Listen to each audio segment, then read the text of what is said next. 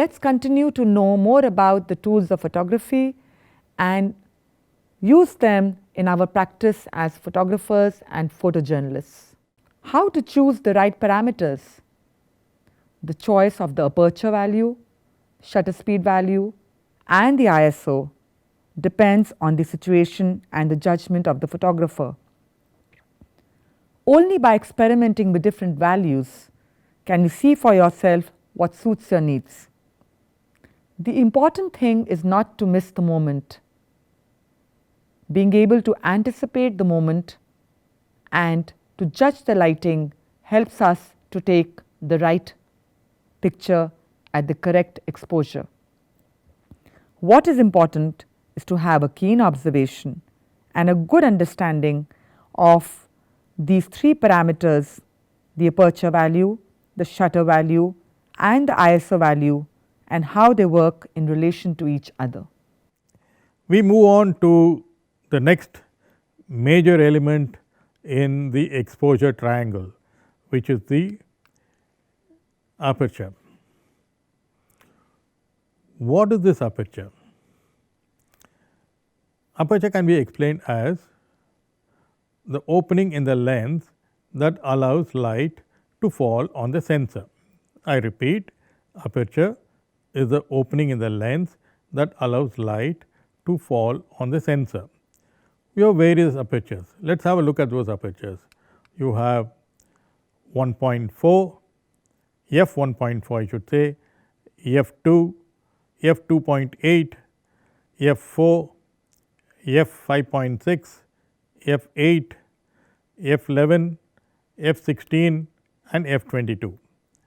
These are the apertures which you have in your cameras.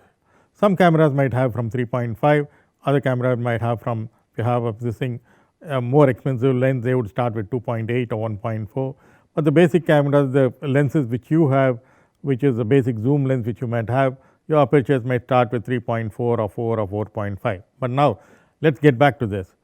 Now here 1.4, since it is fully open, will allow the maximum amount of light, and 22 will allow the least amount of light. So between let us say 5.6 and 8, 5.6 will allow more amount of light than 8.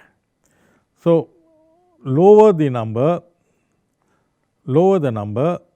the more amount of light it will allow. For example, let us say between 2, let us not get into fractions, let us say between 2 and 22.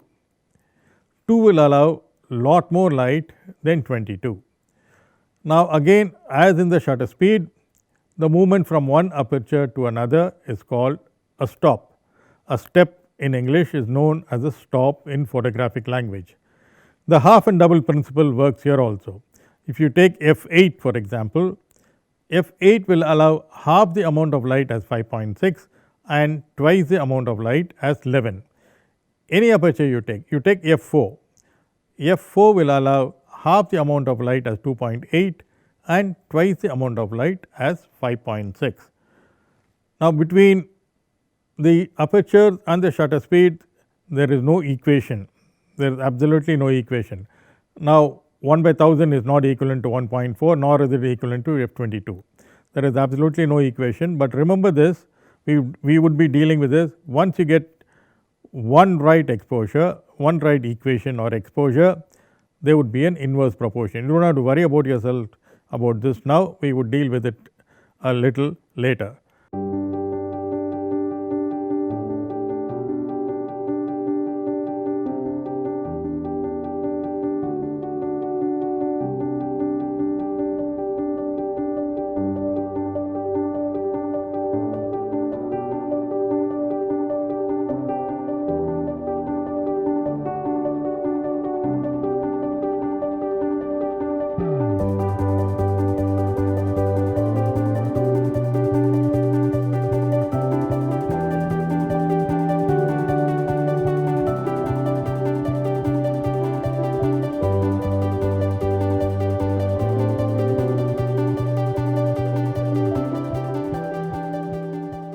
Now I am going to show you the apertures in a lens, how they look in a lens. Right. Okay, I am going to show you how apertures work in the lens. With a practical this thing, I have a 50 mm 1.4 lens. So, I will show you all the aperture openings. Come over, I would like two students to come over here to have a closer look.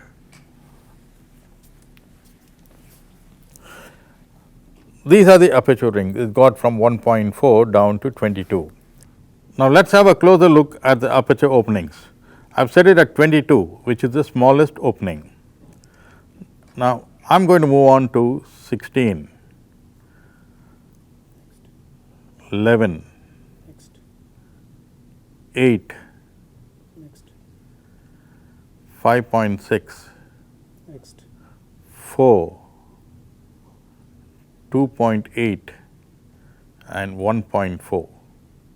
So, these are the aperture openings. As I told you in class, 22 you have the smallest opening, and at 1.4 it is fully open, you have the largest opening. We will now do an in-depth study on the ISO. ISO, as you know, the expansion is the International Standards Organization, and it measures the sensitivity of the sensor to light. You have 3 different ISO, that is what we are going to work with: 100, 200 and 400. Then take the thumb rule. Let us say bright sunlight. What did I tell you? ISO and shutter speed should match. Now, the shutter speed should be closest to the ISO, and for bright sunlight it is f16. So, for 100 ISO you have 1 by 125 f16, for 200 ISO it is 1 by 250 f16, and for 400 ISO it is 1 by 500 f16. I told you also earlier that 200 ISO is one stop more sensitive than 100 ISO. So, when I am moving to 200 ISO from 100, my shutter speed, I have gone to a faster shutter speed from 1 by 125 to 1 by 250, which is one stop.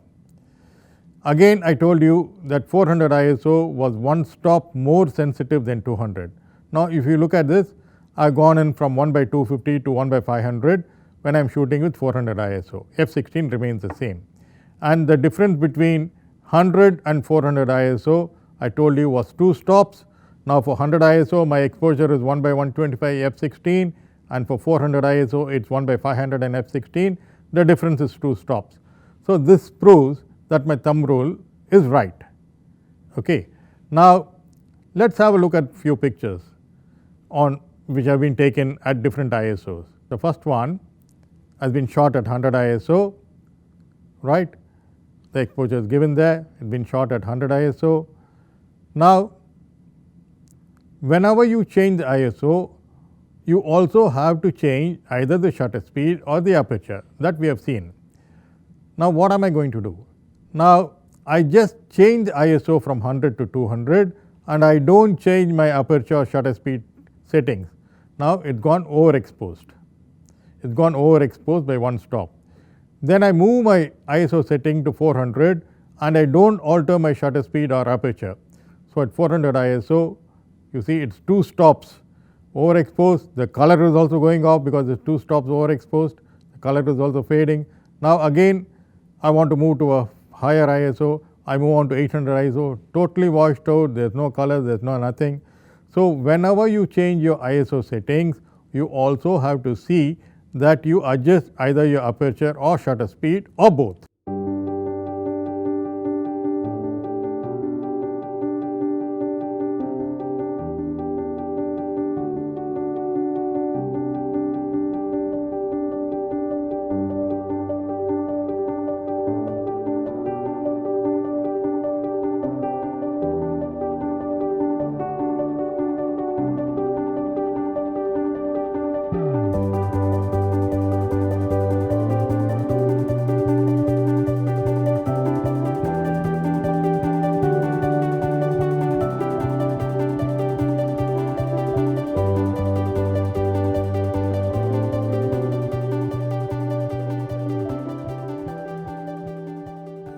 Concluding on ISO, whenever you change your ISO, you got to make sure that your aperture and shutter speed settings are also changed. You could change either one of them, either the shutter speed or the aperture. Now, when do you use a higher ISO? When do you choose a 400 ISO to use a 400 ISO instead of a 100 ISO? One reason is when the light is poor. When the light is dull or when it is dark, you need a higher ISO. Or when you want to arrest action, when you want to arrest fast moving action, you might need a higher ISO. These are the two reasons why you need to go to a higher ISO, but in practical terms, shooting at a lower ISO gets you much better picture quality than shooting with a higher ISO. We only use a higher ISO whenever it is required, when it is dark or when you want to arrest movement.